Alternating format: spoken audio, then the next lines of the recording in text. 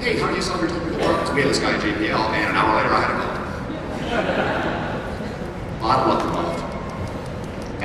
Sorry, it's not more dramatic. This is for Jamie. Anyone can answer this?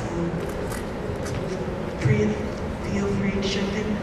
There's a DragonCon ad, fake ad, that points out several sci-fi shows that have curse words that begin with the letter F, like Andromeda, Farscape, BattleStar Galactica. I was wondering, where did the curse word frack come from?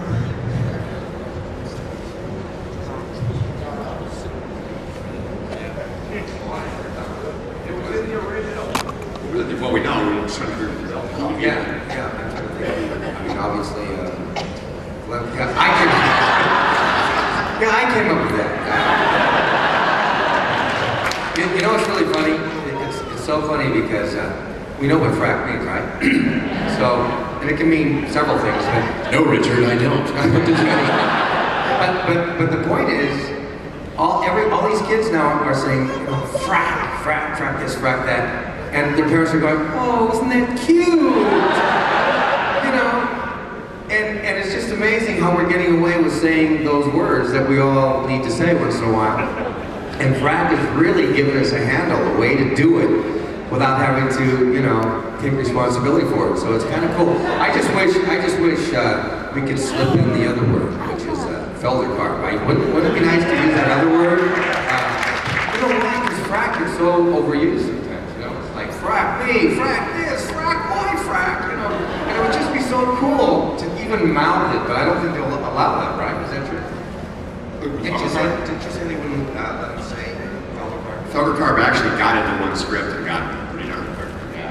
He was there once, briefly.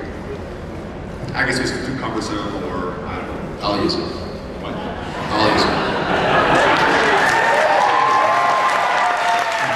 Actually, there's a term I've been trying to get in a script for a couple years now. I think we're going to make it in season 4. Oh, luster frack. Luster frack? Don't put it in the script, dude. Just tell one of the actors to say it, and we will. It's much easier to get forgiveness than it is permission. That's right. If you ask, they'll say no. If you do it, they'll go, hey, that's genius. I know that most people, especially mechanics, end up with bits and baubles of their work at home. So I'm wondering just exactly what you No, might I have haven't at home. stolen anything from the set. Be honest. That sci-fi is aware of. Oh, this is the last year I plan to take everything. I drive a Volvo sedan. I'm trying to figure out how I can get like a bike rack to put a Viper on top. I want a Viper in my garage. I think that would be really the coolest thing. I just wish we knew what we had 25 years ago. We didn't, but a few. If we had known there was something called eBay these days.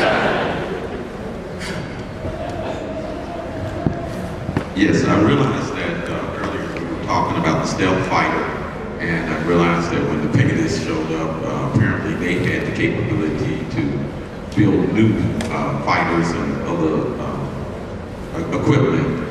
I always wondered, why didn't they build another stealth fighter? Because it did such a good job at everything it ever did. I asked the same bloody question. That was a good episode. Let's do it again. More episodes about me. Because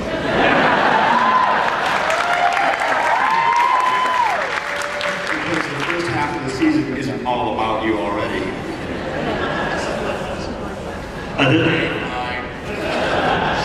This one veers away from BSG a little bit. For Richard, I've been wanting to mention this to you for years. I've seen you on panels for a long time, and I keep meaning to ask it, and never do. I'll just mention that I loved you as Jan Barry in Dead Man's Curve.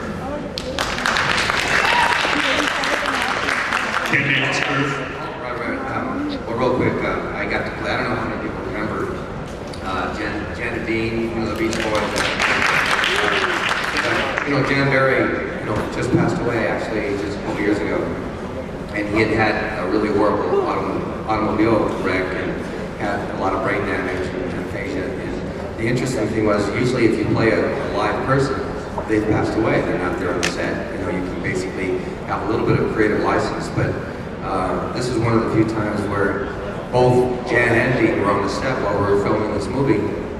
And to have the actual people there that you're portraying is a big challenge, you know, because, you know, you feel like, oh my God, they're gonna sit there and judge me. Oh, he moved his face the wrong way, he had the wrong intonation, whatever it happens to be. But for me, just looking at this man's eyes and seeing the pain of a man who still is normal inside, but for whatever reason, the brain damage gets in the way of him expressing himself. So the struggle to just get words out, to be able to say what he means, was so heartbreaking to me.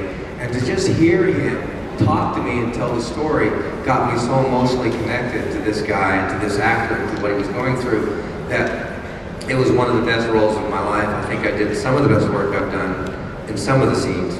It's really hard. Most actors are very judgmental and critical of themselves, but there was a few scenes that I was extremely proud of. But having them on the set made all the difference in the world. And every actor dies for that role where they can really connect, and that was one of those roles for me. Thanks for asking about it.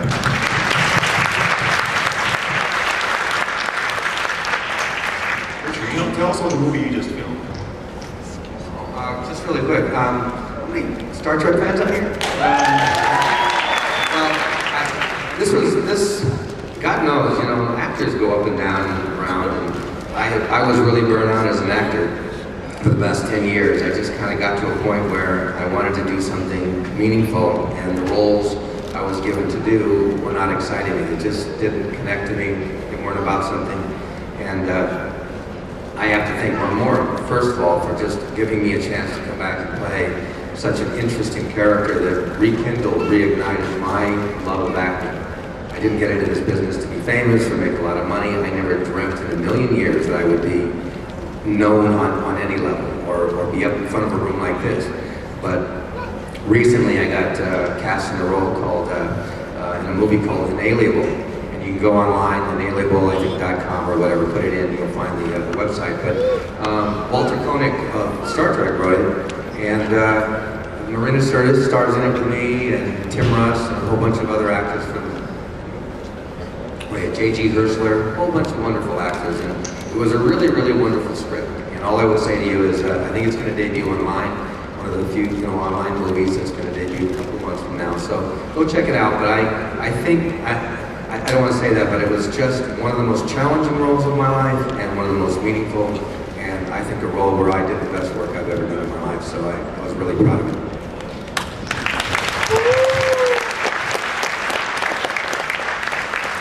Kevin, I have a question for you. You've been working on a lot of more traditional sci-fi shows, Star Trek, BattleStar Galactica, where people are actually in space in the future doing things. And now working on Eureka, when they came to you and said, no, we're just going to take a town right now and take the most intelligent people in the world and put them all in one town and just let them go crazy. Was that exciting for you? Did you get any ideas on like, wow, what can we do? And what other things can, you know, to make it interesting and exciting? Or were you like, is it more of a challenge to do something like that where it's set nowadays with people who are almost as smart as you are?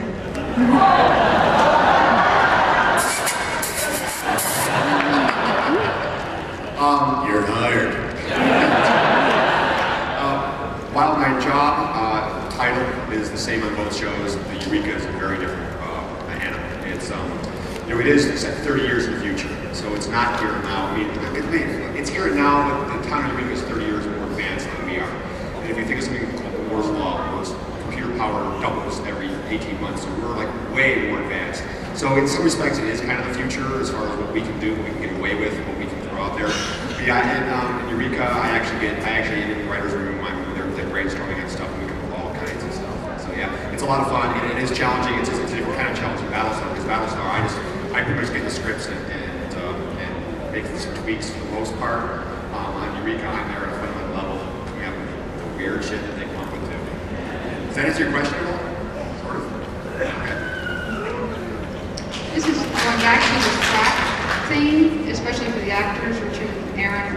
I'm used to FRAK from the novels for both BattleStar Galactica. I think use F-R-A-K, and t-shirts around here say F-R-A-C-K, and it just seems like a... Frack is a 4-letter word. I thought so. Is that Richard? Is that true? Is that how you spell it? You spelled it 25 years ago? In the script, it's F-R-A-K. So why did they license it F-R-A-C-K? It drives me crazy. Somebody's an idiot. Frack them.